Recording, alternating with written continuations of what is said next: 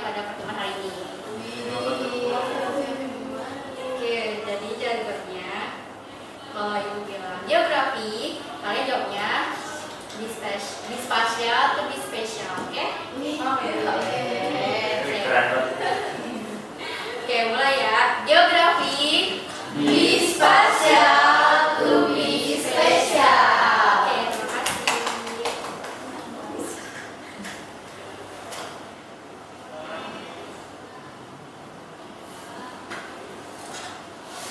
Hari ini ada yang tahu kita bakal ngapain?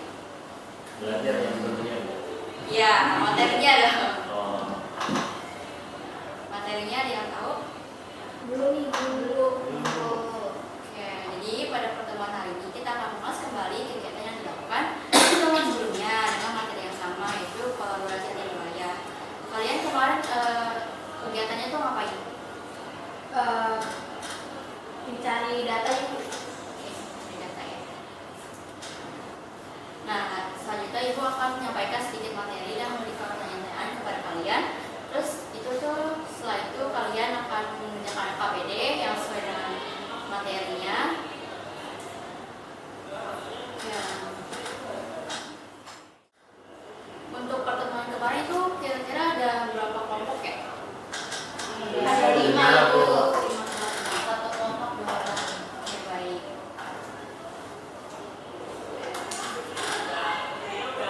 Untuk temanya ada apa aja? Sama antar kota, Ya. sama desa kota, Ya. sama regional, Ya. kerjasama bilateral, sama multilateral. Oke. Gimana kan Ibu saat kita mencari data itu dari sumber-sumber online, buku, jurnal, artikel, dan sumber lainnya akurat.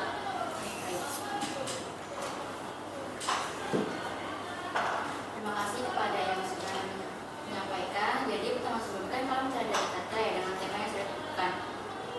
Apakah dari kalian itu masih ingat tema yang dipilih? Ya, masih ingat Bu. Ya,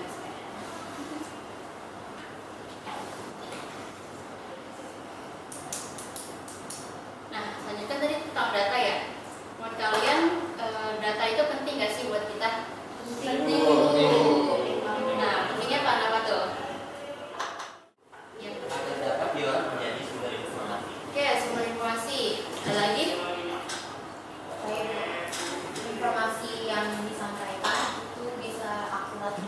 Akurat. Ada lagi? Saya itu supaya kita dapat mengidentifikasi permasalahan yang ada. Identifikasi permasalahan. Selanjutnya ada lagi? Ya Bu, dari data kita bisa memperkuat argumen kita. Memperkuat argumen. Nah, ada lagi? Ada lagi? Selain itu, melalui data tidak hanya dapat menganalisa kejadian di masa kini, namun juga bisa memprediksi tren di masa depan. Prediksi. Baik. Ada lagi tidak? Untuk melihat dari berbagai sisi resiko pandang yang nantinya akan diolah. Baik. Sudut pandang. Lagi? Ya. Ini. Untuk menghindari keputusan yang bersifat itu dugaan itu jadi nggak pasti kayak gitu. Oke, baik. Menghindari dugaannya. Nah, baik. Semuanya itu ternyata bisa menjawab ya. Jadi jawaban kalian itu benar semua. Jadi data yang didapatkan itu ternyata peran data itu sangat penting di kehidupan kita. Data yang kita cari itu dan dapatkan kita harus dari sumber yang kredibel, akurat, dan terpercaya. Gak mungkin kan kita tuh pakai data yang asal aja, nggak kuat dan nggak valid. Jadi akan berpengaruh sama hasil yang akan kita dapat. Nah, tadi ada yang mention tentang mengidentifikasi pemecahan masalah. Nah, terus pertemuan kali ini setelah kalian mengetahui manfaat dan bagaimana mencari data, nanti kita akan menonton video tentang data yang dibutuhkan pada analisis kalian. Sebentar ya. Oke, baik. Jadi ini video tentang data primer dan data sekunder. Mari coba videonya ya. Kita tonton. Terima kasih Bapak, ya sama-sama. Ini bermanfaat banget bagi saya. Kalau bisa Pak, tolong jelaskan contoh data sekunder dan primer. Assalamualaikum warahmatullahi wabarakatuh. Salam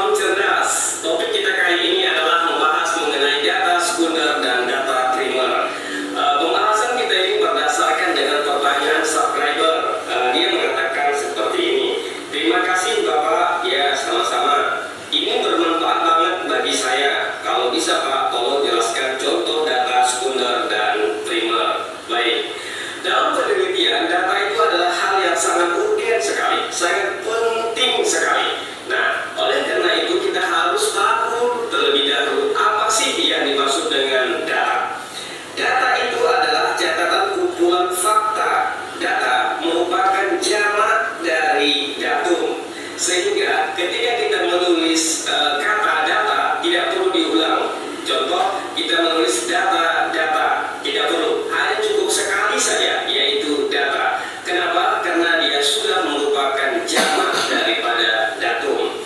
Nah, kemudian data ini berasal dari bahasa Latin yang berarti sesuatu yang diberikan.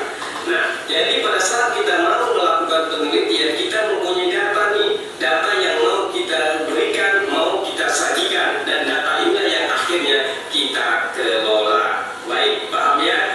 Nah, sekarang kita akan membedakan terlebih dahulu mana data primer dan mana data sekunder sebelum kita memberikan contoh. Yang pertama adalah data primer. Data primer itu adalah sumber data dalam pemberian informasi dilakukan secara langsung pada pengumpul penelitian atau informasi yang asal usulnya dari sumber asli. Nah, yang harus kita garis bawahi adalah sumber asli atau asal usulnya. Nah, kemudian data sekunder apa? Data sekunder adalah data yang digunakan hanya sebagai pendukung daripada data primer saja. Nah, lantas pertanyaannya, Bapak perlu jelaskan ini bagaimana contoh data primer dan data sekunder ini. Setiap judul, setiap penelitian dia pasti memiliki perbedaan yang dikatakan data primer dan data sekunder. Data pokoknya itu berbeda dengan data pendukungnya. Nah, jika Anda sedang melakukan penelitian lapangan, maka data primer Anda itu adalah dari wawancara. Data primer Anda itu adalah dari angket. Tetapi data sekunder Anda itu adalah dari dokumen-dokumen yang Anda dapati di kantor desa, contohnya di rumah sekolah, buku-buku yang berkenaan dengan itu adalah data sekunder. Itu adalah data pendukung terhadap penelitian Anda. Tapi ketika Anda sedang melakukan penelitian perpustakaan, yang menjadi data primer Anda adalah buku yang berkaitan dengan hal yang Anda teliti. Lantas kalau kita perpustakaan, Pak, bagaimana data sekundernya? Data sekundernya bisa berupa dokumen juga atau buku juga, tetapi buku yang tidak berkaitan langsung dengan apa yang Anda teliti. Jadi buku yang ini, data primer ini contohnya, ini yang Anda teliti, tapi buku yang ini adalah mendukung keabsahan atau mendukung kekuatan daripada buku yang Anda teliti ini. Maka pada masa ini buku inilah yang dikatakan primer dan buku inilah yang dikatakan sekunder. Nah, paham ya? Sangat mudah sekali. Nah, jadi kesimpulannya adalah ketika kita mau menetapkan penelitian kita menggunakan data, maka kita harus jeli untuk mengetahui dari sumber apa awal mulanya, dari sumber apa kita mau mendapatkan informasi terhadap yang kita teliti itu. Nah, asal usul daripada sumber itulah yang dikatakan sebagai data primer. Kemudian yang mendukung terhadap yang Anda teliti ini, inilah yang dikatakan dengan data sekunder.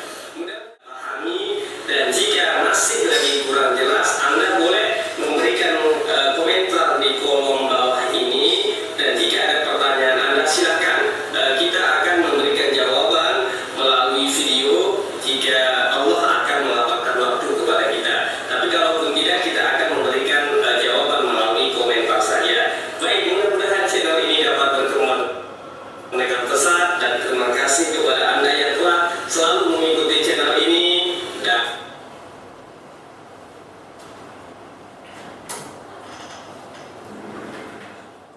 Kalian sudah nonton video tadi ya, yang membahas apa itu data primer dan data sekunder dalam suatu penelitian. Ada yang masih ingat gak nih yang tadi ditonton? Apa sih yang dimaksud dengan data primer? Ya, silakan. Data primer itu data yang didapatkan dari wawancara ke warga sekitar, kalau penelitiannya di penduduk desa. Terus kalau sekundernya itu data-data yang diambil dari kepala desa setempat. Oke, baik. Oke, ada lagi yang mau menambahkan terkait dengan video? Kalau jadi itu, kalau data primer itu adalah data yang didapatkan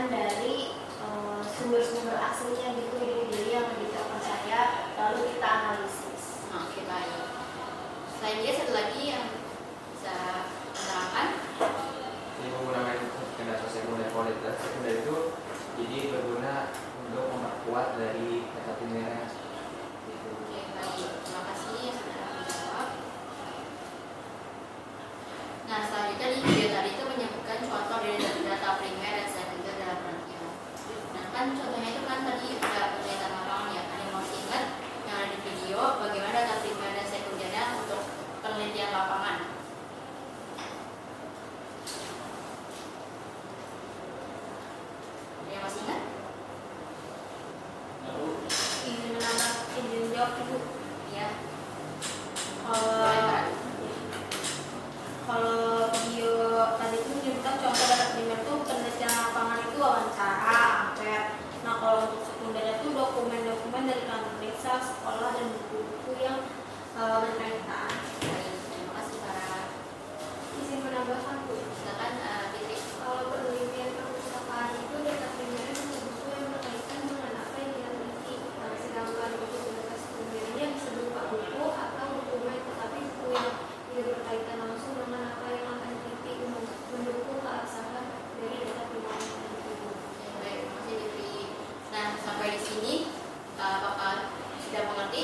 Sudah, Ibu. Oke, baik, mantap. Jadi sudah mengerti ya bagaimana membedakan data primer dan sekunder yang dibuka untuk analisis masalah dari materi yang telah kalian pelajari. Nah, Ibu tuh berharap kalian tuh mencari data yang sumbernya akurat ya, jangan dari website yang nggak jelas. Terus, oke, selanjutnya kalian mencari data primer dan sekunder yang kalian butuhkan untuk memecahkan masalah sesuai dengan materi yang telah dibagikan sebelumnya. Ini sudah duduk per kelompok belum? Belum, Ibu. Boleh duduk per kelompok.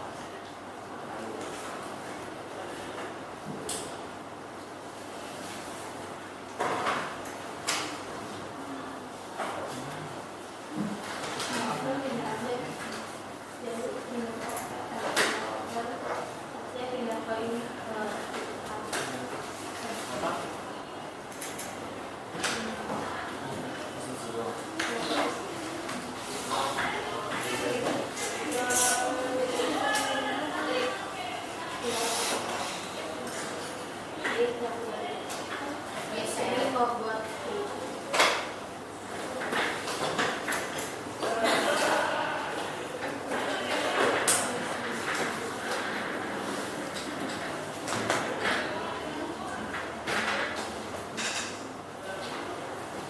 Oke, sudah semua kan ya duduk. Kerja kalian bersama rekan kalian itu berdiskusi terkait data yang dibutuhkan. Lalu di situ kalian disusun datanya ya. Waktunya sekitar 5 menit cukup. Cukup ya. Kalau butuh